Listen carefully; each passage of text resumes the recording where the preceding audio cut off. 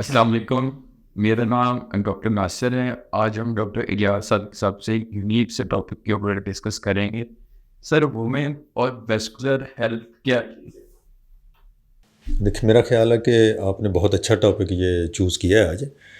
Women میں vascular کے جو پرابلمز ہیں نا، ویسے تو دیکھا جائے تو تقریباً ویسے ہی آتے ہیں جیسے میل میں آتے ہیں، مردوں میں آتے ہیں، لیکن کچھ ان کے ساتھ اسپیسیفک چیزیں اٹیچ ہیں، جیسے کہ فار ایگزامپل پریگننسی، یا جیسے کہ عورتوں کا کچن میں زیادہ کھڑا ہونا. تو جب ان دو چیزوں کو آپ دیکھتے ہیں خاص طور پہ، اور خاص طور پہ پریگننسی کو، تو اس میں دو چیزیں بڑی اہم ہیں.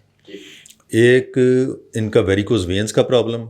ویریکوز وینز وہ ہوتی ہیں جو ٹانگوں میں خون کی نالیاں، بلڈ جو ہے وہ پاؤں سے دل کی طرف لے کے جاتی ہیں، اور یہ بعض اوقات ایب نارمل جب ہو جاتی ہیں، ان پہ پریشر زیادہ پڑتا ہے تو یہ پھولنا شروع ہو جاتی ہیں.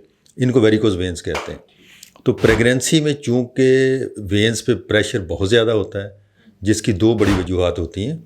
ایک بچہ دانی میں جو بچے کا پریشر ہے وہ وینز پہ پڑتا ہے، اور دوسرا کچھ ہارمونز ایسے ریلیز ہوتے ہیں جس سے وینز کی جو والز ہیں وہ تھوڑی ویک ہو جاتی ہیں اور ریلیکس ہو جاتی ہیں، اور بلڈ سارا جو ہے وہ ٹانگوں میں پول ڈاؤن کر جاتا ہے. اب ان وجوہات سے وینز کے پھولنے کا اور ایب نارمل ہونے کا ایک پروسیس شروع ہو جاتا ہے.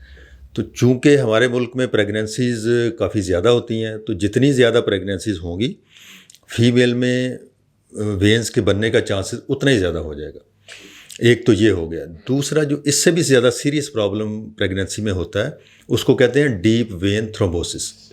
یعنی جو ڈیپ وینز ہیں، جو پٹھوں کے اندر وینز ہیں، ٹانگوں کے پٹھوں کے اندر، ان میں کلاٹ بننے کا چانسز بن جاتے ہیں. اب یہ جو ویریکوز وینز ہیں، اس کی تو ٹریٹمنٹ پریگننسی کے بعد بھی ہو سکتی ہے، لیکن جو تھرومبوسس ہوتا ہے، یا جس کو ڈی وی ٹی بولتے ہیں، وہ ایک ارجنٹ سچویشن کریٹ ہو جاتی ہے اور وہ سیریس ہوتی ہے. اس کو پھر فوری طور پہ تشخیص کرنا اور اس کی ٹریٹمنٹ کرنا بہت ضروری ہو جاتا ہے. تو یہ دو جو چیزیں ہیں بہت امپورٹنٹ ہیں. اس کا خواتین کو پتہ ہونا چاہیے تاکہ وہ اس حساب سے اس کی پریونشن کر سکیں، اور اگر ہو جائے تو پھر اس کی ٹریٹمنٹ ہو سکے. تو سر، یہ پریگنینسی میں یہ کتنی کامن ہے یہ دونوں بیماری؟ جیسے آپ نے ویریکوز وینز تو بہت کامن ہے. یہ تو ہر سمجھ لیں دوسری تیسری خاتون کو ٹانگوں پہ بلو قسم کی وینز اپیئر ہونے شروع ہو جاتی ہیں. بعض میں یہ معمولی ہوتی ہیں، اور پریگننسی جو ہی ختم ہوتی ہے تو یہ دوبارہ نارمل ہو جاتی ہیں. بعد میں یہ کافی سگنیفیکنٹ ہوتی ہیں، کافی زیادہ ہوتی ہیں، اور پریگننسی کے بعد بھی نارملائز نہیں ہوتی. اور جب دوسری پریگننسی ہوتی ہے تو پھر اس سے بھی زیادہ بڑھ جاتی ہیں، اور تیسری میں اس سے بھی زیادہ بڑھ جاتی ہیں. لیکن جو ڈی وی ٹی میں نے بتایا، جو وینز میں کلاٹ بننے کا پروسیس ہے، وہ اتنا کامن تو نہیں ہے.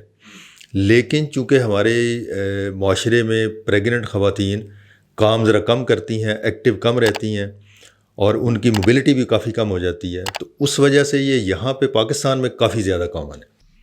صحیح. سر، اکثر فیمیل کہتی ہیں وہ لیٹ پریگنینسی میں ان کی ٹانگوں میں سوزش آتی ہے. کیا وہ یہ بھی ایک جو اس کے ساتھ ویوز کا لنک ہے؟ دیکھیں، ایک تو سوزش سمپل ہے، جو صرف بچے دینے کا جو پریشر پڑتا ہے وینز پہ، اور وینز کا بلڈ فلو تھوڑا سا کم ہو جاتا ہے، تو اس سے ٹانگوں میں تھوڑا بہت اڈیما یا سویلنگ جس کو کہتے ہیں وہ ہو سکتی ہے. یہ بہت سیریس چیز نہیں ہے. یہ آپ جب بیڈ پہ لیٹ کے ٹانگیں تھوڑی سی اونچی کر لیں، 2-3 تکیے رکھ کے، تو یہ سویلنگ ختم ہو جاتی ہے. تو اگر تو صرف اس طرح کی سویلنگ ہے تو یہ پریگننسی ختم ہوتے ہی ساتھ ختم ہو جائے گی. لیکن اگر یہ اس سے زیادہ ہے اور لیگز کو ایلیویٹ کرنے سے بھی کم نہیں ہو رہی، تو پھر آبویسلی یہ کوئی سیریس مسئلہ ہو سکتا ہے. سر، جیسے آپ نے ابھی فرمایا ہے کہ جو وینس ڈیزیز زیادہ کامن ہے، کوئی آرٹیریل ڈیزیز بھی ایسی ہے جو پریگنینسی میں کامن ہے؟ جی، پہلے تو یہ سمجھ لیں کہ آرٹریز ہوتی کیا ہیں. آرٹریز وہ ہوتی ہیں جو خون دل سے لے کے باقی باڈی میں جاتی ہیں. تو خواتین میں ایک آرٹری جو مردوں میں بھی ہوتی ہے، اس کو کہتے ہیں سپلینک آرٹری، یعنی کہ جو تلی کی جو خون کی نالی ہے، وہ پریگننسی میں بعض اوقات پھول جاتی ہے، اور اتنی پھول جاتی ہے کہ وہ غبارے کی طرح بن جاتی ہے، اور اس میں پھر رپچر ہونے کا چانسز ہوتے ہیں. اور بعض اوقات خواتین کو جب یہ مسئلہ ہوتا ہے تو یہ ڈائگنوز نہیں ہوتا، کیونکہ اس کی پین کوئی نہیں ہوتی. اور یہ جب رپچر کرتا ہے، اس کی بلیڈنگ پوری باڈی میں پھیلتی ہے، ایبڈومن میں پھیلتی ہے، تو پھر یہ اس کی تشخیص ہوتی ہے. پھر یہ ایک ایمرجنسی سچویشن ہے، اور بہت سی خواتین کی اس میں جان بھی چلی جاتی ہے. اور اس لیے اگر پیٹ میں درد ہو کوئی پریگننسی کے دوران کسی بھی خاتون کو تو اس کا ڈیٹیل میں چیک اپ اور اس کا الٹرا ساؤنڈ کروانا بڑا ضروری ہے. سر جو آپ نے ابھی ڈیزیز بتائی ہیں پریگنینسی میں زیادہ کامن کی گئی، اس میں اگر کسی کو یہ تشخیص ہو جائے اس کو ڈی وی ٹی ہے یا ویریکوز بھی، اس میں یہ تو نہیں ہے خدا نہ خواستہ اس کو پریگنینسی کی طرف جانا پڑتا ہے یا یہ ٹی ڈی بڑھے؟ پہلی تو یہ بات ہے کہ ان دونوں میں سے جو وینس کی میں نے پرابلم بتائی ہیں اس میں سے کسی میں ٹرمینیشن کی ضرورت تقریباً نہیں ہوتی. جو ویریکوز وینز ہیں وہ تو اس میں کوئی ٹریٹمنٹ نہیں کرتے آپریشن اس کے پریگننسی کے دوران. اس میں صرف آپ کی تھوڑی احتیاط کرنی ہوتی ہے، اپنی لائف سٹائل میں تھوڑی چینجز کرنی ہے، اور کچھ اسٹاکنگ ہوتی ہیں ٹائٹ قسم کی جو ٹانگوں میں پہنی جا سکتی ہیں پریگننسی کے دوران. اور جو ہی پریگننسی ختم ہو اس کے بعد اس کی پھر ڈیٹیل میں اسیسمنٹ ہونی چاہیے اور اس کے مطابق اس کی ٹریٹمنٹ ہونی چاہیے. جو ڈی وی ٹی کا معاملہ ہے، جو وینوں میں کلاٹ بننے کا معاملہ ہے، وہ چونکہ ایک سیریس پرابلم ہے تو اس کی ٹریٹمنٹ بہت ضروری ہے، اور عام طور پہ یہ ٹریٹمنٹ بھی میڈیکیشن کے ساتھ ہوتی ہے. اس میں بھی آپریشن وغیرہ کی ضرورت یوزلی نہیں ہوتی. سر اگر پیشنٹ ہے فیمیل ہے، اس کو پریگنینسی میں فرسٹ ٹائم اس کو ڈی وی ٹی ہو گیا، اب وہ سیکنڈ ٹائم کنسیو کر لیتی ہے تو کیا اس کو کیا پریکاشنس کرنی چاہیے، کیا کرنا؟ یہ بہت ہی اہم سوال ہے. اس میں سیکنڈ پریگننسی تو بعد کی بات ہے. جب ایک دفعہ پریگننسی میں ڈی وی ٹی ہو جائے تو اس کا ضروری ہے کہ آپ اپنے ویسکولر سرجن سے اس کی ڈیٹیل میں اسیسمنٹ کرائیں، اپنے رسک فیکٹر آئیڈینٹیفائی کریں، اور پھر دیکھیں کہ آپ کے لیے سیکنڈ پریگننسی کرنا مناسب بھی ہے کہ نہیں. کیونکہ جب ایک دفعہ پریگننسی میں ڈی وی ٹی ہو گیا ہے تو اس کا یہ مطلب ہے کہ اب وہ پیشنٹ ہائی رسک ہے دوبارہ ڈی وی ٹی ہونے کے لیے جب بھی پریگننسی ہوگی. تو اگر بہتر تو یہ ہے کہ آپ اپنے ڈاکٹر سے ڈسکشن کیے بغیر سیکنڈ پریگننسی نہ کریں، اور اگر پریگننسی ہو گئی ہے تو پھر کچھ خون پتلا کرنے والی دوائیاں اور کچھ اور پریکاشنز آپ کو وہ پوری پریگننسی کے دوران لینی ہے. تو اس کے لیے ضروری ہے کہ آپ ڈیٹیل میں اپنے ڈاکٹر سے اس کی ڈسکشن کریں اور اس کو پھر فالو کریں. سر اس کے علاوہ کوئی اور بھی بیماریاں ایسی ہیں جو فیمیل میں ہو سکتی ہیں؟ کچھ بیماریاں ایسی ہیں جن کو میڈیکل لینگویج میں ویسکولائٹس کہتے ہیں، یعنی کہ خون کی نالیوں کی سوزش. یہ عام طور پہ کسی بھی مریض کو ہو سکتی ہیں، ینگ لوگوں کو ہوتی ہیں، لیکن خواتین میں اس کی ریشو زیادہ ہے. اور اس کی چونکہ یہ اتنی کامن ڈیزیزز نہیں ہے، اس کی پھر ڈائگنوسس بڑی لیٹ ہوتی ہے. تو اس میں کچھ سمٹمز اس طرح کی ہوتی ہیں کہ جو بڑی جنرلائز قسم کی سمٹمز ہوتی ہیں، جیسے بخار ایسا رہنا جس کی کوئی ایکسپلینیشن نہ ہو، ہاتھوں پاؤں میں درد ہونا، اور ہاتھوں کا یا پاؤں کی انگلیوں کا کلر چینج ہونا شروع ہو جانا. اس طرح کی علامات ہوتی ہیں. تو اس کے لیے ضروری ہے کہ آپ پراپر ٹائم پہ اپنے ڈاکٹر کو دکھائیں اور اس کی تشخیص کرائیں. اس کے علاوہ ایک اور چیز جو میں یہاں پوائنٹ آؤٹ کرنا چاہتا ہوں کہ خواتین کو جو پریگننسی کو روکنے کے لیے یا پریگننسی سے بچنے کے لیے کچھ میڈیکیشن یوز کروائی جاتی ہیں، ان کے بارے میں ان کو پتہ ہونا بہت ضروری ہے، کہ جس کو آپ کانٹراسیپٹیو پلز کہتے ہیں، او سی پیز کے نام سے بھی ان کو بولا جاتا ہے. تو اس کو یوز کرنے کے لیے، حالانکہ یہ یوز بھی آپ کو کوئی نہ کوئی گائنیکالوجسٹ ہی کروائے گی یا آپ کی کوئی ڈاکٹر ہی آپ کو پرسکرائب کرے گی، لیکن اس کو یوز کرنے سے پہلے آپ ان سے ڈیٹیل میں یہ ڈسکشن ضرور کریں کہ آپ کا کوئی ڈی وی ٹی ہونے کا رسک تو نہیں ہے زیادہ، آپ کو پہلے سے کوئی ویریکوز وینز کا پرابلم تو نہیں ہے، یا آپ کو کہیں پریگننسی سے پہلے یا شادی سے پہلے ڈی وی ٹی تو نہیں ہو چکا، یا آپ کی فیملی میں تو نہیں ہے اس کا کوئی رسک ڈی وی ٹی کا.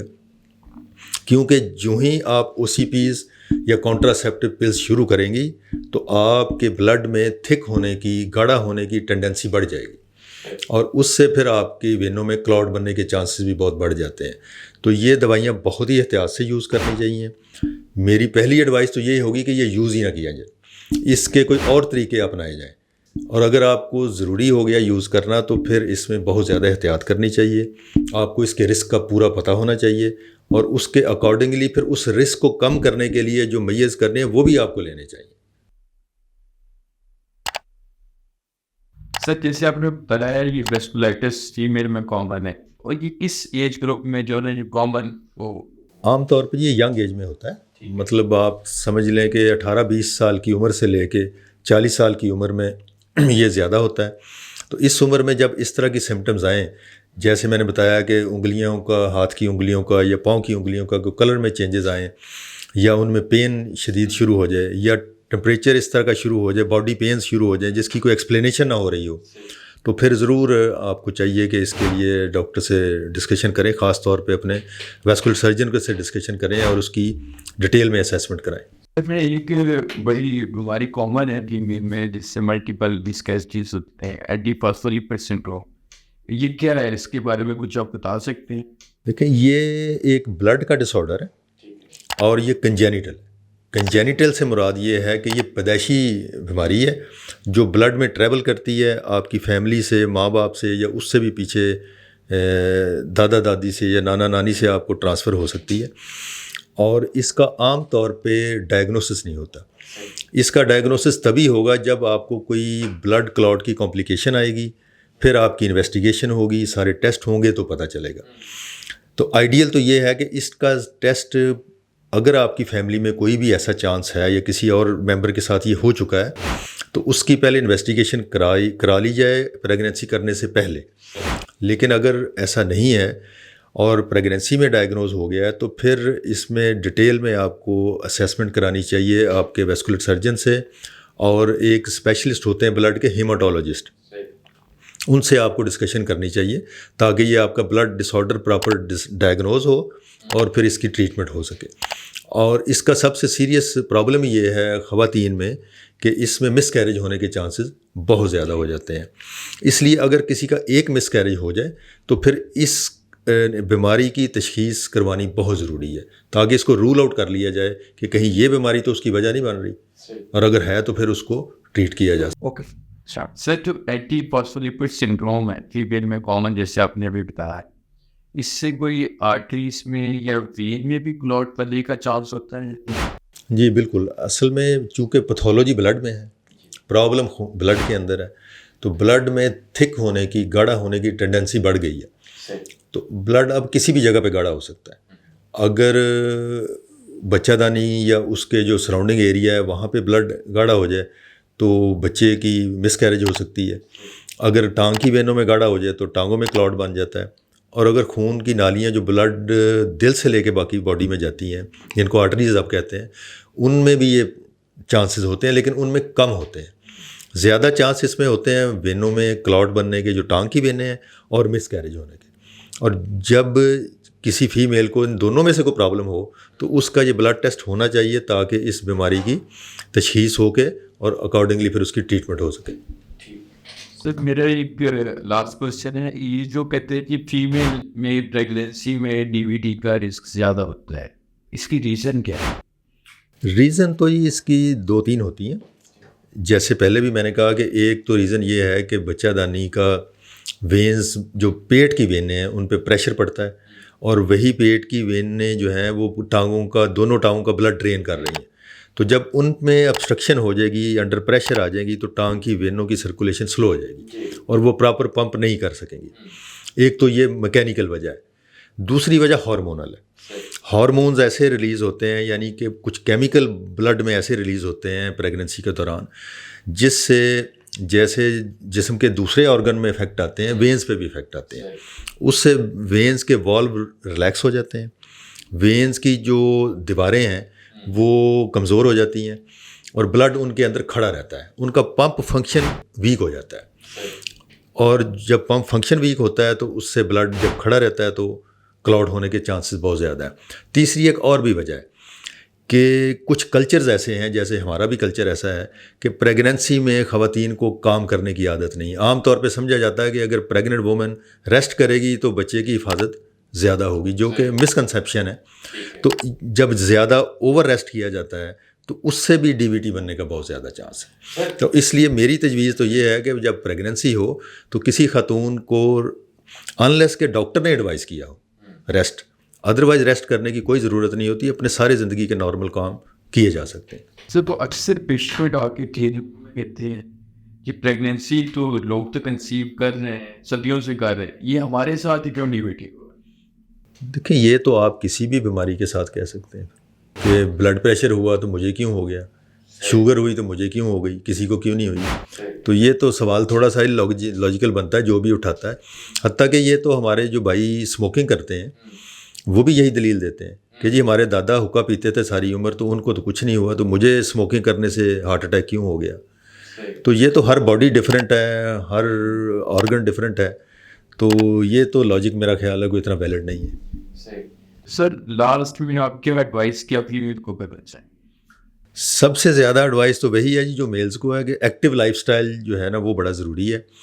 اور پریگننسی خاص طور پہ یہ چونکہ ایک میجر ایونٹ ہے زندگی کا, اس سے پہلے پریگننسی کرنے سے پہلے آپ کو چاہیے کہ اپنی لیڈی ڈاکٹر سے اس کی پوری ڈیٹیلز ڈسکشن کریں کہ پریگننسی کے دوران ہمیں کیا کیا مسائل آ سکتے ہیں اور ہم نے ان کو ہینڈل کیسے کرنا ہے, بجائے یہ کہ جب یہ مسئلہ شروع ہو جائے تو پھر آپ کسی سے کانٹیکٹ کریں. اور تیسری چیز یہ کہ آپ کو اپنے آپ کو ایجوکیٹ کرنا چاہیے جو پریگننسی بچانے والی گولیاں ان کے بارے میں بھی اور پریگننسی کے بارے میں بھی, اور پھر ہی ان چیزوں سے بچا جا سکتا ہے. Thank you very much.